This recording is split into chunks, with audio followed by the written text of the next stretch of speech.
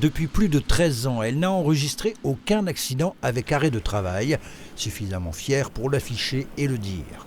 Il faut dire qu'installée depuis 1995, zone industrielle de la Croisette à Vittel, cette entreprise appartenant au groupe DS Smith Packaging a fait ce qu'il fallait pour assurer la sécurité de ses salariés. Exosquelettes, système de détection des piétons pour ses chariots ou encore blocage des roues de camions lors des expéditions de carton. Car il s'agit bien de cela, le site est spécialisé principalement dans la fabrication et la transformation de cartons ondulés et emballages sur mesure en petite ou moyenne série. Dernier chiffre d'affaires à 8 200 000 € pour 4 millions de mètres carrés de cartons transformés par an. L'entreprise est plutôt bien placée sur le marché. Nous sommes aujourd'hui effectivement le leader dans le Nord-Est, dans le Grand Nord-Est.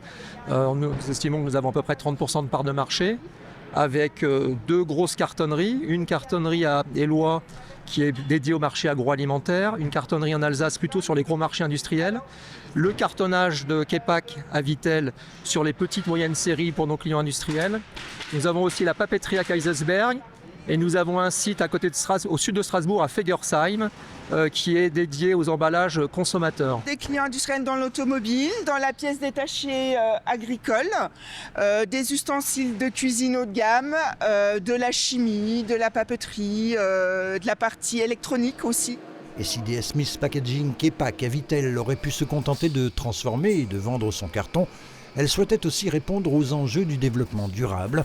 On parle ici de boucles vertueuses. Le carton, une fois qu'il est utilisé par les industriels ou les consommateurs, repart dans des filières de recyclage pour en refaire de la pâte à papier, des bobines de papier qui ensuite permettent de refaire de nouveau de l'emballage carton. Une matière peut avoir un cycle jusqu'à 15 utilisations circulaires comme celle-ci. 23 salariés travaillent ici et 10 personnes handicapées grâce à un partenariat avec les AT de Contrexéville. Ils font du travail manuel, du décortiquage de petites pièces, du petit montage, du collage parfois. Ils sont complètement intégrés à l'équipe en matière de sécurité, en matière de sanitaire, et ils déjeunent même dans le réfectoire commun de l'équipe. Et ça nous apporte une plus-value également, mais surtout un enthousiasme et une certaine chaleur d'avoir ces personnes qui nous entourent et de les aider régulièrement à progresser.